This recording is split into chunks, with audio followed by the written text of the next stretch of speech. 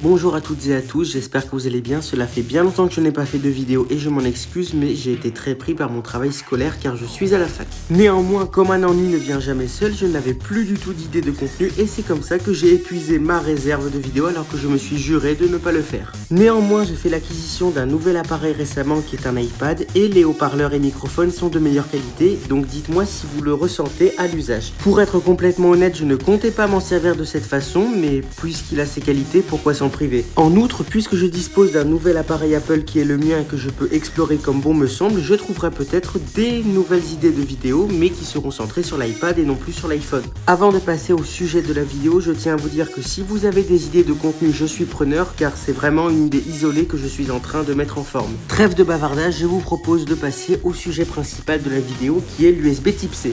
Aujourd'hui même, le 28 décembre 2024, une loi de la Commission européenne est entrée en vigueur imposant le connecteur USB Type C pour tous les appareils électroniques de petite et moyenne taille. Pour les ordinateurs, cela interviendra en 2026.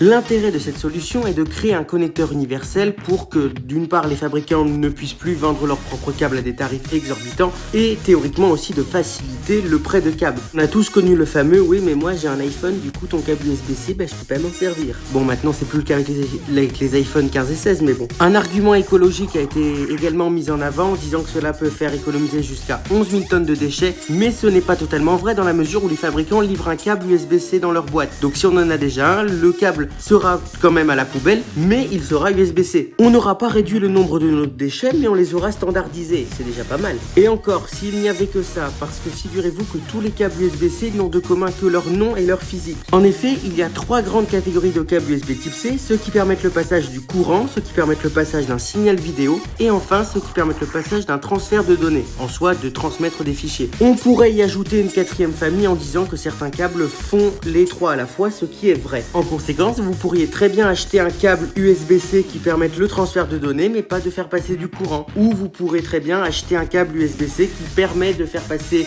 du courant pour charger votre appareil mais pas du tout pour transférer des données. En outre, les câbles USB Type C sont très variables en termes de débit. Là on parle pas de courant, on parle vraiment de transfert. Il y a plusieurs normes, l'USB 2.0, 2.1, 3.0, 3.1, 3.2 avec les différentes générations et certaines normes spécifiques comme le Thunderbolt développé conjointement par Intel et Apple. Je viens déjà de vous montrer qu'en fonction de la génération du câble, les vitesses seront différentes, donc tous les câbles USB-C ne se valent pas, mais en termes de passage de courant, c'est pareil. Il y a des câbles qui permettent de faire passer 40 watts, 60 watts, 80 watts ou plus, mais ce n'est pas uniforme. Il faut également parler de certaines normes spécifiques telles que l'USB PD, merde, je vais me faire censurer, Power Delivery, qui permet d'envoyer le courant avec un voltage et une intensité variable. Le but est de s'adapter à un maximum d'appareils pour que la charge soit la plus rapide possible. Encore faut-il que l'appareil supporte cette norme et que le câble aussi. Si vous trouvez ça compliqué, ce n'est pas terminé parce que le connecteur de l'appareil est lui aussi d'une génération USB Type C avec ses caractéristiques propres. Donc,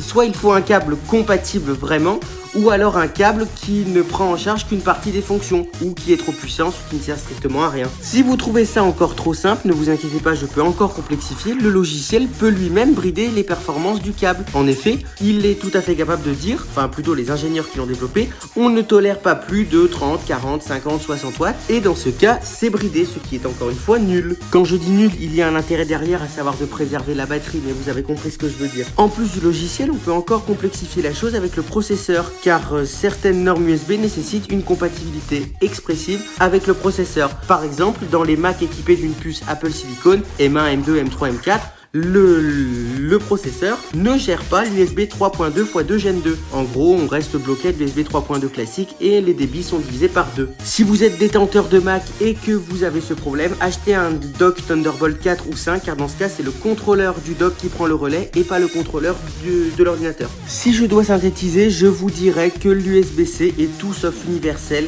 car il dispose de nombreuses normes et fonctions qui ne sont pas implémentées de la même façon par les fabricants et gérées différemment en fonction des appareils. Avant de conclure, je tiens à vous poser une question. Êtes-vous pour ou contre l'USB-C pour tous les appareils? Et si j'ai des avis pour et des avis contre, j'aimerais bien organiser un débat, donc n'hésitez pas à vous porter volontaire si cela vous intéresse. Cette vidéo est à présent terminée, je suis vraiment désolé si sa qualité globale est un petit peu plus faible car je suis obligé de la faire, disons-le, à l'arrache car je n'ai pas beaucoup de temps. En tout cas, si vous l'avez quand même apprécié, n'hésitez pas à la liker, à la partager, à commenter et à vous abonner. Si vous avez des suggestions, des questions, des remarques, surtout des suggestions, n'hésitez pas car je n'ai vraiment plus d'idées. Moi, je vous dis à bientôt et bonne fête. Ciao!